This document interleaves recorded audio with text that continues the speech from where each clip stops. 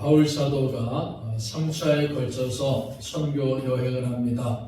그래서 우리가 1차 선교 여행을 몇 주 동안 쭉 살펴봤습니다. 주로 소아시아 지역을 중심으로 하여서 선교를 했습니다. 그리고 이제 바울이 제2차 선교 여행을 준비하고 떠나는 가운데서는 바나바와 마가 요한의 문제로 심히 다투고 헤어졌다라는 것을 보았습니다. 그래서 바나바는 마가 요한을 데리고 떠나고 바울은 신라와 함께 이제 제2차 선교 여행을 떠나는 이러한 모습을 쭉 살펴보고 있습니다. 그러한 가운데 디모데가 바울의 선교팀에 합류합니다. 사도행전 16장 1절에 보시면은 바울이 더베와 루스드라에도 이름에 거기에 디모데라는 제자가 있으니 그렇죠. 디모데가 루스드라에서 바울의 선교팀에 합류하였다라는 것을 보았습니다. 디모데는 영적 가문의 자녀라 그랬죠. 그래서 외할머니 로이스, 어머니 유니게로부터 아주 훌륭한 믿음의 계승을 가지고 있었던 그런 청년이었다라는 것을 보게 됩니다. 그뿐만이 아니라 디모데는 교회 안에서뿐만이 아니라 교회 밖에서도 사람들에게 칭찬받는 사람이었다라는 것을 보았습니다. 그래서 바울 사도는 디모데를 영적인 아들로 그렇게 바라보면서 디모데를 훌륭하게 양육하였고 또 이 디모데가 주님이 주신 사명을 잘 감당하도록 이끌어주고 있다는 것을 보게 됩니다. 이래서 바울과 신라가 복음을 전하는 가운데 디모데가 합류해가지고 여러 성으로 다녀갔을 때마다 교회가 믿음이 더 굳건해지고 수가 날마다 늘어갔다 그랬습니다. 그러니까 각 지역마다 교회를 세우고 교회를 세우고 복음을 전도할 때 질적으로 교회가 성장했다 그랬죠. 그리고 양적으로도 성장이 이루어졌다라는 것을 살펴봤습니다. 그래서 우리는 이렇게 바울 사도가 선교팀을 이루어서 선교를 하고 복음을 전하는 이런 모든 일들이 그 선교를 담당하는 선교사들, 사역자들의 의지에 의해서 이루어지는 것이 아니라 성령의 인도하심에 의해서 이루어지는 것이다라는 것을 성경을 통해서 분명히 볼 수가 있습니다. 특별히 오늘 본문의 말씀을 보시면은 바울 사도는 아시아 지역에서 소아시아 지역이라고 그랬죠. 그 지역에서 복음을 전하고 많은 사람들이 복음을 받아들이고 예수님을 주님으로 믿는 구원의 역사가 일어납니다. 그래서 가는 지역마다 교회가 세워지는 역사가 일어나게 되었죠. 그래서 바울 사도는 계속해서 이 소아시아 지역을 다니면서 복음을 전하기를 원했습니다. 이 복음을 전하기를 원하고 복음 전파를 시도해 나갔는데 사도행전 16장 6절을 보니까요. 성령님께서 막으셨다 이렇게 기록하고 있습니다. 6절 보시면은 성령이 아시아에서 말씀을 전하지 못하게 하시거늘 그들이 부르기아와 갈라디아 땅으로 다녀가 그랬죠. 그러니까 소아시아 지역에서 말씀을 전하지 못하게 하셨다. 성령께서 복음 전하고 선교하는 이 모든 과정을 성령님께서 인도하시고 있다는 것을 보여줍니다. 그래서 이 소아시아 지역에서 복음 전하는 것을 못하게 말씀을 전하지 못하게 하시거늘 하나님의 섭리가 있었다는 것을 보여줍니다. 바울 사도는 동쪽 지역에 있는 부르기아와 갈라디아를 통과해가지고 무시아라는 곳에 이르러가지고 비두니아라는 지역으로 가려고 노력합니다. 7절에 보시면은 그렇게 말씀하죠. 무시아 앞에 이르러 비두니아로 가고자 했으되 예수의 영이 허락하지 아니하시는지라.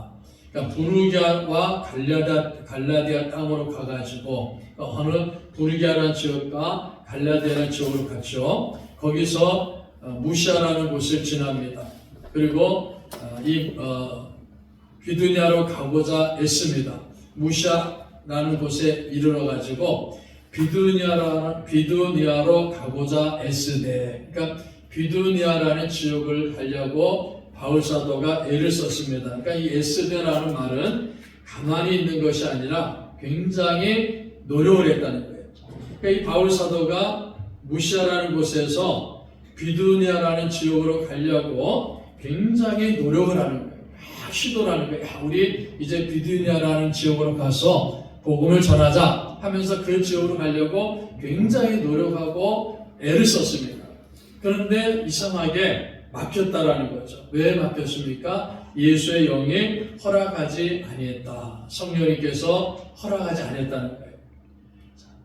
그러니까 어느 지역을 갈 때는 성령님께서 인도하셔가지고 그 지역에 가서 복음을 전하게 하는데, 또 이곳에 갈 때는 비두니아라는 지역으로 막 가고자 그냥 굉장히 애를 쓰고 노력을 했는데 막혔단 말이에요.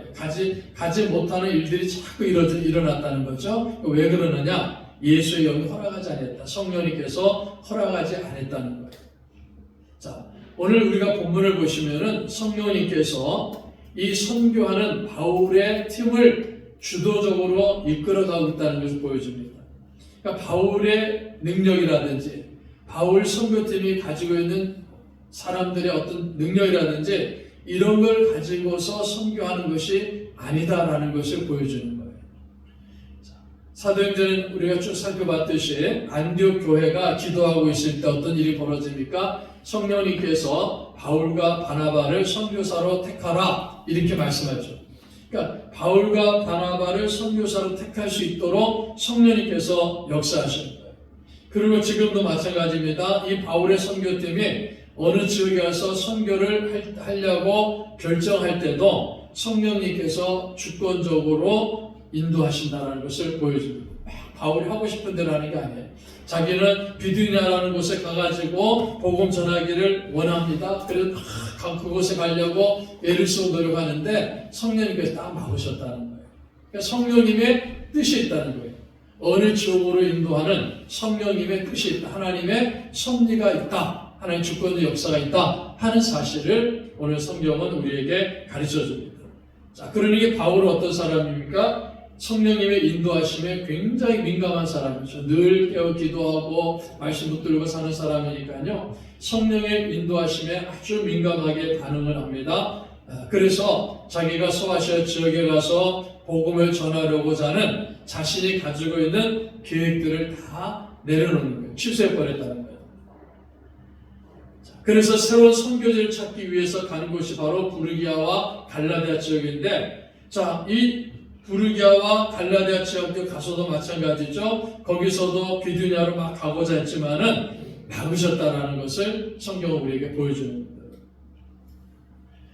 예수의 영이 허락하지 않았다는 거예요. 성령님께서 막으셨다. 모든 역사를 성령님이 주관하신다 하는 것을 성경은 우리에게 보여줍니다. 그래서 이 성령의 역사가 있다는 것은요, 우리가 선교하는 사람들이 자기의 힘과 자기의 능력과 자기의 경험 이런 것을 가지고 하는 것이 아니다라는 사실을 오늘 본문을 통해서 우리에게 가르쳐 줍니다. 그래서 하나님의 절대적인 주권과 지도 아래 있다라는 것을 보여줍니다. 우리가 이제 신대원 다닐 때도 그런 일이 많았습니다. 어떤 전도사님들은 내가 앞으로 공부해가지고 목사가 되면은 나는 선교사로 나가겠다 이렇게 마음을 먹고 공부하는 분들이 많이 있어요. 그래서 신학교 때부터 나는 예를 들어 중국으로 선교를 가야 되겠다, 일본으로 선교를 가야 되겠다 그렇게 다 기도하면서 계획을 짜고 생각합니다. 그래서 어떤 사람은 막 중국어를 열심히 공부해요. 어떤 사람은 일본어를 열심히 공부하고 어떤 사람은 러시아어를 막 공부합니다. 그러니까 그 지역에 가서 내가 선교하겠다 이렇게 마음 먹고 3년 동안에 공부하면서 막 준비하는 거예요. 그리고 계속해서 준비하는데 이상하게 중국으로 선교사를 떠나려고 했던 사람을 하나님께서 러시아로 보낸다. 저 남아프리카 공화국으로 선교하려는 사람을 하나님께서 유럽 다른 나라로 보내는 거예요. 그러니까 이런 일들이 우리 동기 목사님들 가운데도 굉장히 많이 일어납니다. 자기는 그 지역에 가서 선교하겠다 마음 먹고 철저하게 준비하고 언어까지 다 준비하는데도 불구하고 결정적인 때가 되니까는 하나님은 다른 곳으로 보내는 경우들이 많아요. 또 어떤 분들은 자기가 준비한 대로 잘 준비해가지고 그 지역으로 가도록 또 하나님 인도하시는 모습들도 보게 됩니다. 자, 이런 모든 것을 우리가 살펴보면은 오늘 바울의 선교팀도 마찬가지입니다. 성령님께서 아시아 소아시아 지역에서 복음을 전하는 것을 2차 선교 때 막으시는 거예요. 그 비두니아라는 곳으로 가서 복음 전하겠다 하는 그것까지도 허락하지 않습니다. 이런 모든 것이 왜 막으실까? 왜 허락하지 않으실까? 했을 때 결국은 하나님께서 섭리하셨다. 하나님께서 특별히 바울 사도를 바울의 그 선교팀을 인도하는 모습이 있다라는 것을 오늘 성경을 통해서 우리는 볼 수가 있습니다. 그래서 이 바울과 그 선교팀은요, 하나님의 역사에 성령님의 인도하심에 아주 민감하게 반응을 합니다. 늘 기도하고 거기에 집중하기 때문이죠. 그래서 성령께서 주권적인 인도하실 때 이 바울과 그 선교팀은요, 절대적으로 순종합니다. 그걸 우리가 꼭 배우셔야 돼요. 자, 우리가 말씀을 묵상하고 기도하면서 우리 삶의 현장 속에서 삶을 살아가지 않습니까? 하나님께서 때로는 우리의 마음속에 감동을 주시고 또 말씀을 통해서 깨닫게 하셔가지고 하나님의 주권적인 인도를 보여주시단 말이에요. 이렇게 하거라, 이 방향으로 가거라, 이 일을 하거라 하는 그런 내적인 감동을 하나님 주신다는 거죠. 자, 그럴 때 우리가 해야 될 일이 무엇입니까? 바울과 그 선교팀처럼 절대적으로 순종하는 것이 중요하다는 겁니다. 절대적으로 순종할 때 하나님의 역사가 이루어진다는 사실을 꼭 기억하셔서 성령님이 인도하심을 깨달으실 때마다 그 하나님 인도하심에 순종하시는 우리 성도들이 되시기를 바라겠습니다. 자, 그래서 이 바울 사도와 그 선교팀이 성령님께서 이제 가고자 하는 곳을 막으셨지 않습니까? 그래서 새로운 선교지를 찾아갑니다. 항구 도시인 드로아라는 곳으로 갑니다. 8절에 보시면요, 무시아를 지나 드로아로 내려갔는데, 무시아를 지나서 드로아로 내려가셨. 그런데 이번에는 막지 않는 거예요. 그러니까 막지 않으니까는 어떤 환경 속에서 막는 일이 일어나지 않으니까는 드로아라는 곳까지 바울과 선교팀이 갑니다. 자, 무시아를 지나가지고 무시아라는 지역을 통해 가지고 동쪽으로는 비두니아가 있어요. 그러니까 비두니아로 막 가고자 했지만 막아가지고 못 간 거예요. 그런데 드로아라는 지역은 서쪽에 있습니다. 무시아라는 지역에서 동쪽으로 가려고 했을 때는 막으셨는데 서쪽을 드로아로 갈 때는 성령님께서 인도하셨다는 거예요. 그러니까 드로아는 어떤 도시냐? 당시에 인구가 많은 도시입니다. 그 인구가 많이 모여있으니까는 선교하는 사람들에게는, 선교사들에게는 전략적인 요충지가 되는 거예요. 그러니까 선교하는데 최적의 그러한 어장으로 볼 수가 있다는 겁니다. 많은 사람들이 모여있는 도시이기 때문에. 자, 그래서 이 바울 사도와 그 선교팀이 드로아라는 지역으로 내려갑니다. 자, 이 드로아에 도착해가지고는 성령님께서 우리를 이 드로아로 인도하신 이유가 무엇인가 하는 것을 정말 깨닫기 위해 가지고요, 기도했다라는 것을 보여줍니다. 그러니까 기도했더니 어떤 일이 벌어졌냐? 9절을 보십시오. 밤에 환상이 바울에게 보이니. 밤에 환상이 바울에게 보였다. 그냥 기도하지 않고 있을 때가 아니라는 거죠. 우리를 이곳으로 인도한, 드로아로 인도하신 하나님의 뜻이 무엇입니까? 하나님 왜 우리를 이곳으로 인도하셨습니까는 그 의문을 품고서 하나님 인도하심이 무슨 뜻입니까? 하는 것을 생각하면서 바울과 선교팀이 기도했을 때 밤중에 환상이 바울에게 보이니 하나님께서 바울에게 환상을 통해서 계시해 주셨다는 겁니다. 자, 동쪽으로 선교하러 가는 것을 막으셨다 그랬죠. 서쪽에 드로아로 가는 것을 하나님께서 막지 않으셨어요. 성령님이 인도하심을 깨닫고 순종하는 것이 중요하다지 않습니까? 이게 굉장히 중요한 사건입니다. 자, 우리 성도들 한 분 한 분마다 조금 전에 말씀드렸듯이 우리가 삶의 현장 속에서 말씀과 기도로 묵상하고 나갈 때마다 성령님께서 인도하심을 깨닫게 하시는 거예요. 우리 마음속에 그런 감동을 주고 깨달음을 주십니다. 그러니까 이러한 성령의 인도하심을 깨닫고 감동을 깨닫고 하나님께 순종하는 사람들이 복된 삶을 누리는 사람들이라는 거예요. 그런 성도들이 되어야 된다는 사실을 성경 우리에게 가르쳐 줍니다. 자, 그러나 문제는 무엇입니까? 우리가 삶의 현장 속에서요, 말씀을 묵상하지 않고 기도하지 않으니까 하나님께서 우리에게 깨닫게 해주시는데 그걸 깨닫지 못하는, 느끼지 못하는 거예요. 하나님 감동을 주시는데 그 감동을 느끼지 못해요. 그러니까 나에게 향한 하나님의 뜻이 무엇인가를 알지 못하는 거예요. 그래 하나님의 뜻을 순종하지 못합니다. 그러니까 복된 삶을 살지 못하는, 하나님의 자녀이면서도 복된 삶을 사는 것이 아니라 가난한 삶을 사는 이런 그리스도인들이 의외로 많이 있는 거예요. 그래서 우리 부족하고 연약하지만 항상 삶 속에서 말씀과 기도로 무장하셔서 성령이 인도하실 때 깨달음을 받는 우리 성도들이 되셔가지고 그 깨달음 속에서 말씀에 순종하는 복된 삶을 사는 성도들이 되시기를 바랍니다. 자, 이 바울이 드로아에 가서 밤에 환상을 보았습니다. 기도의 응답이 이루어진 거죠. 왜 하나님 우리를 이곳으로 인도하셨습니까? 하나님의 어떤 뜻이 있습니까? 하나님의 섭리를 우리에게 알려주십시오. 이렇게 기도할 때 성령님께서, 하나님께서 밤에 환상을 보여주신 거예요. 기도의 응답이 이루어진 겁니다. 그 환상의 내용을 보시면요, 9절에 밤에 환상이 바울에게 보이니 마게도냐 사람 하나가 서서 그에게 청하여 이르되 마게도냐로 건너와서 우리를 도우라 하거늘. 자, 마게도냐 한 사람이 환상 가운데 바울에게 보였다는 거예요.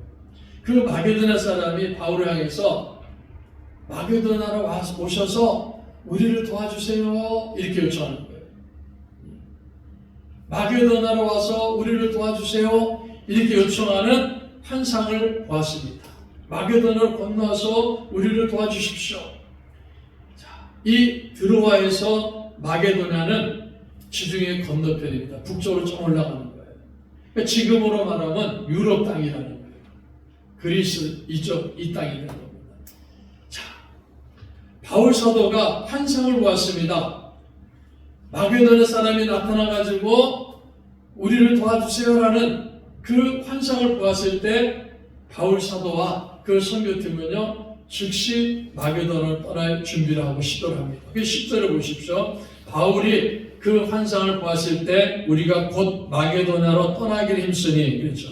우리가 바울의 선교팀입니다. 우리가 곧 마게도냐로 떠나기를 힘쓰니 무슨 말입니까? 지체하지 않았다는 거예요.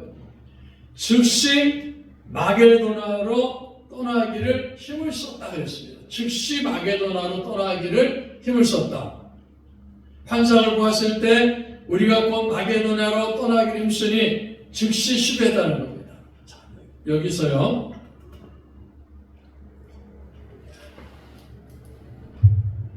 우리가 곧 마게도냐로 떠나기 힘쓰니죠. 우리라는 단어가 씁니다. 자, 사도행전은 누가 기록했다 그랬습니까? 의사 누가가 기록했습니다. 자, 사도행전은 의사 누가가 기록했는데 이 의사 누가가 기록할 때 이제 16절 10절에 우리라는 단어를 사용하면서 누가 자신이 그 선교팀의 일원이다라는 것을 보여주는 겁니다. 우리가 결정하는 거예요. 자, 만약에 누가가 그 모임에 선교팀이 없다면 우리라는 단어를 쓸 수 없죠. 그러니까 우리라는 단어를 쓰면서 이 의사 누가가 바울의 선교팀에 들어와 있다라는 것을 보여줍니다. 누가가 함께 참여하고 있다. 그 선교팀에 참여하고 있다라는 것을 보여주는 거예요. 자, 누가는 직업이 의사입니다. 직업이 의사고 역사적으로 역사에 대한 굉장히 해박한 지식을 갖고 있는 사람이에요. 자, 그리고 그 의사로서 역사적으로 해박한 지식을 갖고 있는 사람이 누가이기 때문에 이 누가가 누가복음과 사도행전을 기록했어요. 그래서 누가복음과 사도행전을 보면은 역사적으로 굉장히 정확하게 기록이 되어 있고, 그리고 그 누가복음과 사도행전 안에는 의학적인 용어들이 많이 나타나고 있다는 것을 보게 됩니다. 이 누가가 바울의 선교팀에 합류해 있다는 걸 보여주죠. 그런데 우리가 앞으로 사도행전 쭉 살펴보시면은 누가는요, 바울 사도가 마지막 로마 감옥에 들어가가지고 거기서 순교하기 직전까지 끝까지 바울과 함께하면서 이 사도행전을 쭉 기록하고 있다는 것을 우리가 볼 수가 있습니다. 그만큼 누가가 바울 곁에 있어서 굉장히 중요한 역할을 감당하죠. 의사니까 어떻습니까? 몸이 약간 바울을 늘 돌보는 거예요. 바울이 아플 때마다 늘 돌보는 그런 일을 할 뿐만 아니라 복음 동역자로서 끝까지 함께하는 이런 모습을 보여준 사람이 누가다라는 것을 우리가 볼 수 있습니다. 자, 그래서 바울 사도 일행이 바울이 내가 이런 환상을 보았습니다. 마게도나 사람 한 사람이 나타나서 나에게 마게도나로 건너와서 우리를 도와달라, 우리를 도우라라는 그런 음성을 환상을 내가 보았습니다라고 선교팀이 다 얘기하니까요. 그 선교팀이 지체하지 않습니다. 이거는 하나님 뜻이야. 왜 하나님께서 우리가 동쪽으로 자꾸 가려고 했는데 저 소아시아에 그동안 우리가 경험하는 그 소아시아 지역에 가고 계속해서 복음 전하고 좋은 열매, 많은 열매 맺었던 그 지역으로 가서 계속 복음을 전하기를 우리가 원하고 갔지만은 왜 하나님께서 이상하게 막으셨지 않습니까? 왜 하나님께서 막으셨습니까? 그래서 서쪽인 이곳으로 우리를 보내준 이유가 뭡니까 하면서 아주 깊이 생각하면서 기도하다가 마게도나 사람이 나타나가지고 와서 우리를 도와달라는 그 환상을 보았다는 말을 들으니까 그렇구나. 이것이 바로 하나님 뜻이구나. 이게 바로 하나님의 섭리구나 하는 것을 바울 선교팀이 확실하게 알게 되는 겁니다. 자, 하나님께서 마게도나 사람들에게 가서 복음을 전하라고 우리를 부르신 것이구나 하는 것을 이 선교팀이 확신하는 겁니다. 그래서 마게도나 지역으로 가서 복음을 전파하는 것이 이제 16장 이후부터 쭉 나옵니다. 우리가 16장 11절부터 보시면요, 이제 다음 주에 또 말씀드리는데 가장 먼저 간 곳이 뭡니까? 마게도나 지방의 첫 번째 성인 빌립보 성으로 갑니다. 그러니까 빌립보에 가서 복음을 전합니다. 데살로니가 가서 복음을 전합니다. 그래서 그다음 베레아 가서 복음을 전합니다. 계속해서 그 마게도나 지역에 있는 곳에 가서 복음을 전하는 이러한 모습을 우리가 보게 됩니다.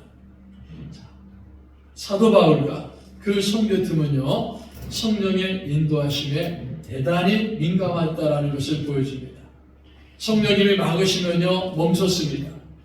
그리고 성령님이 인도하시면은 즉시 순종했습니다. 그것이 이 선교팀이 가지고 있는 중요한 모습이라는 거죠. 하나님이 막으시면은 거기에 멈추는 거예요. 하나님이 인도하시면 순종하면서 가는 겁니다. 그것이 바울의 선교팀이 가지고 있는 아주 아름다운 모습이기 때문에 이 선교팀이 가는 곳곳마다 많은 선교의 열매를 맺었다 하는 사실을 우리는 선교를 통해서 볼 수 있습니다. 성령의 인도하심이 민감했어요. 또 그뿐만이 아니라요, 환상을 보는 선교팀입니다. 그 사람들에게는 바울 사도와 함께 동역하고 있는 그 선교팀의 사람들에게는 선교에 대한 열정이 불붙어 있는 사람들이라는 거죠. 바울과 실라, 디모데, 누가 같은 사람들, 물론 이름 나와 있지 않은 다른 동역자도 있을 겁니다. 이 선교팀들은요, 그 마음속에 우리가 한 영혼이라도 지옥 가는 것을 막을 수가 있다면, 그래서 한 영혼이 지옥 가는 것을 보게 된다면은 그것이 너무 마음이 아픈 사람들이에요. 너무 가슴이 아픈 사람들이에요. 그러니까 이 선교팀은요, 한 영혼이라도 지옥 가는 것을 막고 그 영혼들을 주님 앞으로 인도해야 되겠다는 불붙는 소명감을 갖고 있는 사람이에요. 뜨거운 열정을 갖고 있는 사람들이에요. 그러니까 이 사람들이 한 영혼이라도 구원하는 것이 하나님 뜻입니다라는 그 뜨거운 열정을 갖고 있으니까요, 와서 우리를 도와달라는, 죽어가는 마게도나 사람이 와서 우리를 도와달라는 그 환상을 보는 은혜가 있다는 겁니다. 그러면 선교팀은 어떻습니까? 주님 앞에서는 그날까지 복음의 증인으로서 사명을 감당한 사람들입니다. 바울 사도가 끝까지 복음 증거하지 않습니까? 누가가 끝까지 바울 곁에 함께하면서 바울을 도우면서 복음 증거한 일을 하지 않습니까? 실라가 그렇고 디모데가 그렇다는 것을 성경은 우리에게 가르쳐줍니다. 바울 사도가 아시아 지역으로, 소아시아 지역으로 복음을 전파하고자 애를 썼다는 것을 보았지 않습니까? 하나님께서 막으셨어요. 마게도나 사람 환상을 봅니다. 그리고 마게도나 지역으로 가서 선교합니다. 사도행전 16장 11절 이후 쭉 나와 있어요. 쭉 살펴봅니다. 빌립보, 데살로니가, 베레아, 아덴, 고린도 계속하면서 전도합니다. 많은 열매가 맺어지고 교회가 세워집니다. 어떤 일이 벌어졌습니까? 마게도나 지역으로 복음을 전파하고, 그래서 빌립보, 데살로니가, 베레아, 아덴, 고린도 이런 곳에 가서 전도하고 그곳에 많은 열매가 맺어지고 그곳에 교회가 세워졌지 않습니까? 그것이 바로 유럽 대륙이 되는 겁니다. 복음이 소아시아 지역에서, 중동 지역에서 시작한 복음이, 예루살렘 시작한 복음이 소아시아역을 지나가지고요 유럽 대륙으로 복음이 들어갑니다. 유럽 대륙에서 많은 교회들이 세워지죠.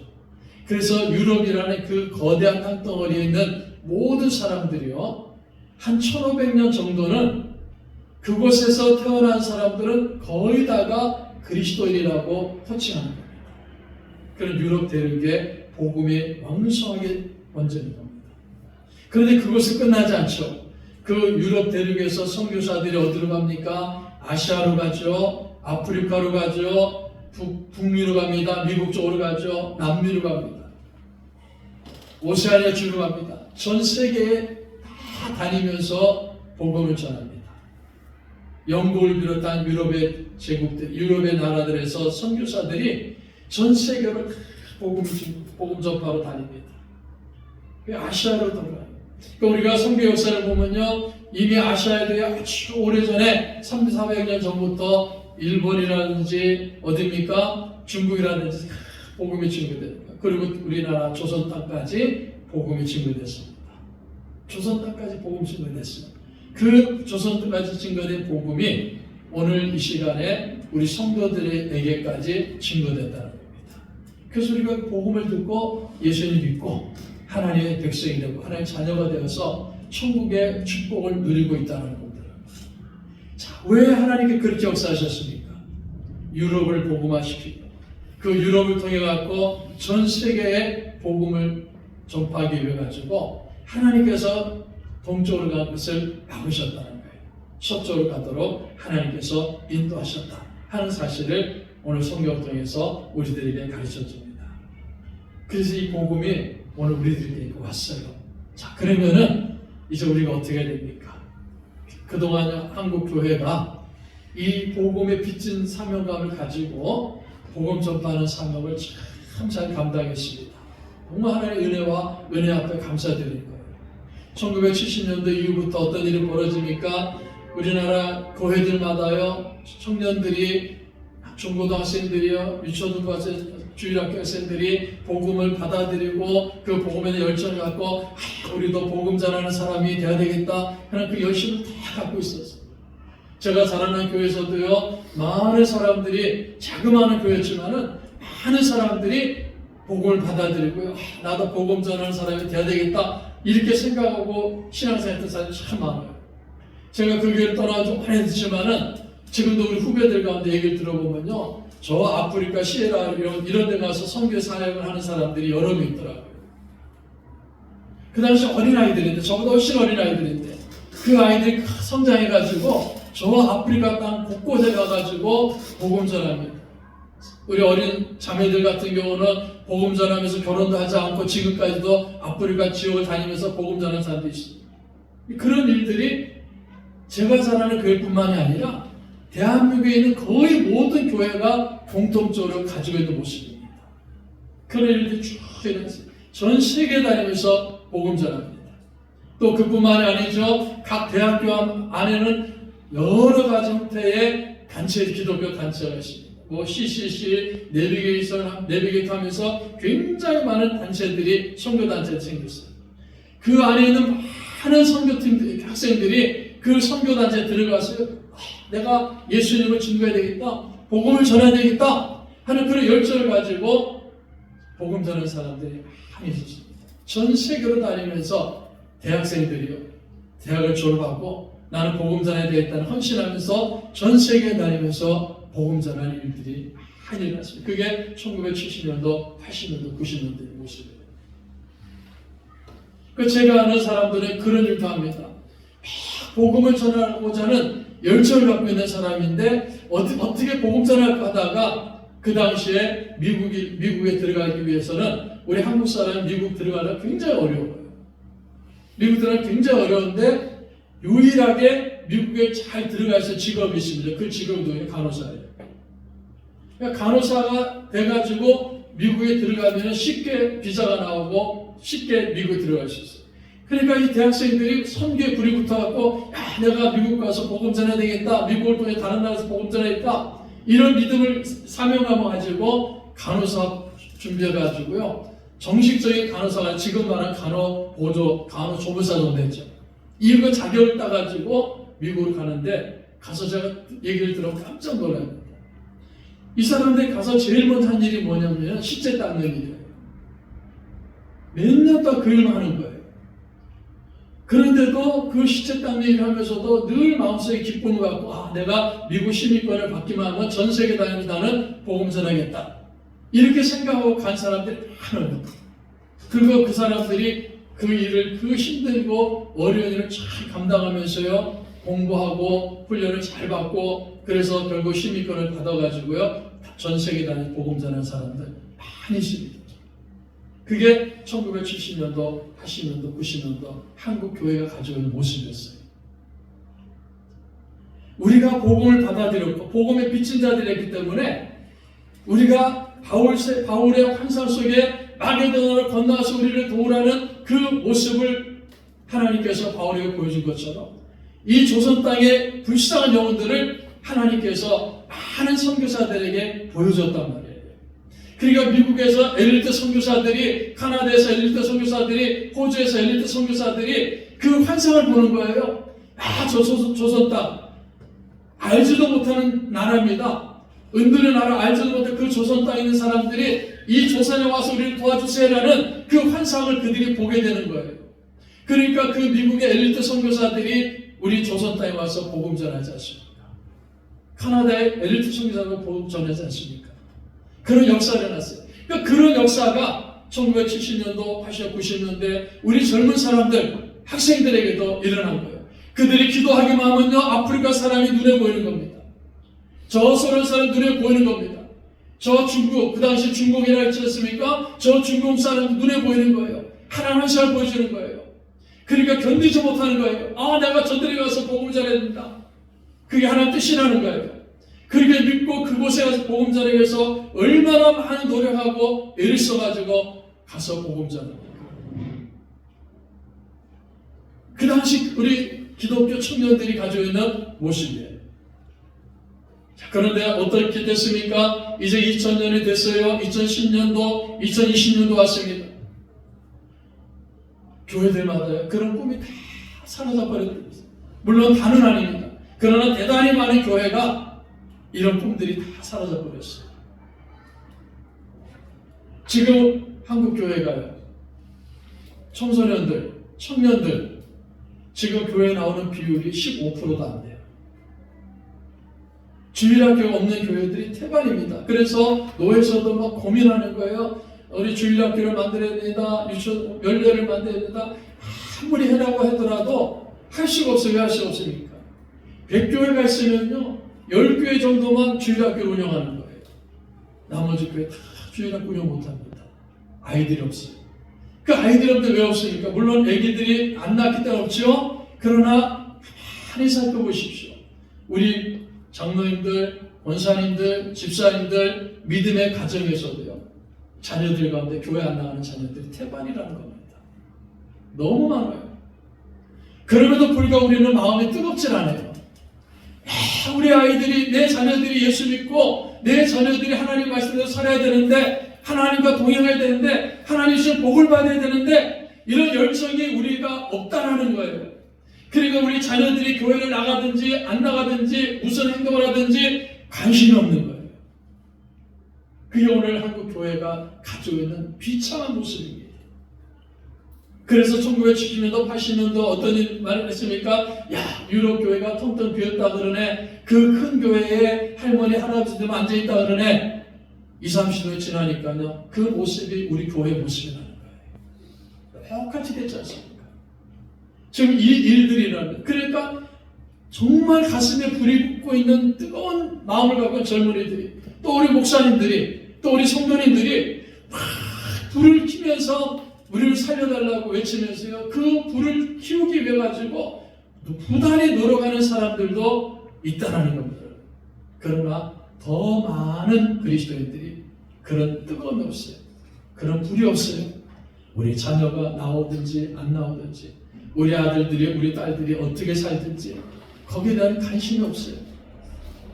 그러니까 교회들마다 대학생들이 없고 청년들이 없고 주일학교에서 없는 이 비참한 현실을 지금 우리가 보고 있는 겁니다. 자, 그래서 오늘 우리가 이 짧은 구절 속에서 배울 수 있는 것이 무엇입니까? 바울과 그 선교팀은 한 영혼이라도 구원하기 위해, 한 영혼이라도 구원하기 위한 그 뜨거운 열정을 갖고 있으니까 그들에게 마게도냐사의 환상을 보여줬다는 겁니다. 우리나라는 수많은 선교사들에게, 그 선교사들에게 우리 조선 땅에 죽어있는 그 불쌍한 영혼들을 구원하기 위한 그 모습을 그 선교사들에게 환상으로 보여준 것처럼, 우리 젊은 사람들에게 내가 아프리카에 가겠다, 중동에 가겠다, 러시아에 가겠다, 소련에 가겠다라는 그 환상을 보면서 뜨거운 열정을 갖고 있었던 우리나라의 그 젊은 청년들이 가지고 있었던 그런 한 영혼의 구원에 대한 열정이 오늘 이 시대에 우리 교회가, 우리 성도들이 회복해야 된다는 겁니다. 그 열정을 우리가 가져야 된다는 겁니다. 우리 많은 나이가 많으신 권사님들, 장로님들, 내가 이렇게 나이가 많은데 어떻게 합니까? 아닙니다. 기도하세요. 하나님, 내 심령에도 성령의 불이 임하게 하셔서 내가 뜨거운 열정을 갖게 해달라고 우리가 부르짖어 기도하면 주님이 우리에게 그런 열정을 주실 줄 믿습니다. 그래야지 기도하는 거예요. 그래야지 우리 자녀들에게 관심 갖고 우리 자녀들에서 눈물 흘리며 기도하는 겁니다. 한번 가만히 생각해 보십시오. 신앙생활하지 않는 우리 자녀가요, 어느 날 보니까 어머니가 그냥 통곡하면서 자기를 위해서 기도합니다. 주님 앞에 나오겠어요? 안 나오겠어요? 우리 아버지가 내가 교회 나가지 않고 예수 믿지 않고 내 마음대로 사는 것 때문에 통곡하면서 울면서 기도하는 모습을 우리 자녀들이 본다고 생각해 보십시오. 성령께서 그 자녀들 마음을 감동시키겠습니까? 안 시키겠습니까? 그래서 많은 사람들이 간증을 들어보면요, 어머니가 기도하고 눈물로 기도하는 모습, 우리 아버지가 눈물로 기도하는 모습, 그거 내가 보고 주님께 돌아왔습니다. 이렇게 얘기하는 사람들 많지 않습니까? 그런 모습을 우리가 가져야 된다. 한 영혼을 구원하는 것이 얼마나 중요합니까? 그런데 그 가운데 우리 아들, 우리 딸이 구원받는 것이 얼마나 중요합니까? 우리 손자들이 구원받는 게 얼마나 중요합니까? 그런 안타까운 마음을 우리가 갖고 있을 때 하나님께서 우리에게도 환상을 보여주는 역사가 일어날 줄 믿습니다. 아멘. 그래서 우리가 바울과 같은, 바울의 선교팀에 갖고 있는 그러한 믿음의 마음을 갖는 교회가 되고 성도들이 되시기를 바랍니다. 한 영혼이라도 주에게 가는 것을 정말 안타깝게 생각하면서 그 한 영혼을 내 가족, 내 부모, 내 자녀, 내 친척, 내 이웃 가운데 그 한 영혼이라도 주에게 가는 것을 우리 정말 안타깝게 생각하면서 그 영혼을 위해서 기도하고 그 영혼을 가슴에 안고 기도하면서 그 영혼을 주님께로 인도할 수 있는 그런 마음의 결단을 갖고 살아가는 성도들이 되시기를 바랍니다. 아멘. 하나님께서 교회를 세워주시고 우리를 불러주신 것은요, 바로 이 복음을 증거하고 한 영혼이라도 주님께 인도해가지고 지옥 가는 것을 막도록 하기 위해서 우리를 불러주신 줄로 믿습니다. 그러므로 성령의 인도하심에 순종하시면서 우리 주님의 복음을 전하는, 그 죽어있는 영혼들에게 예수의 복음을 전하는 우리 교회가 되고 우리 성도들이 되기를 주님의 이름으로 축복합니다.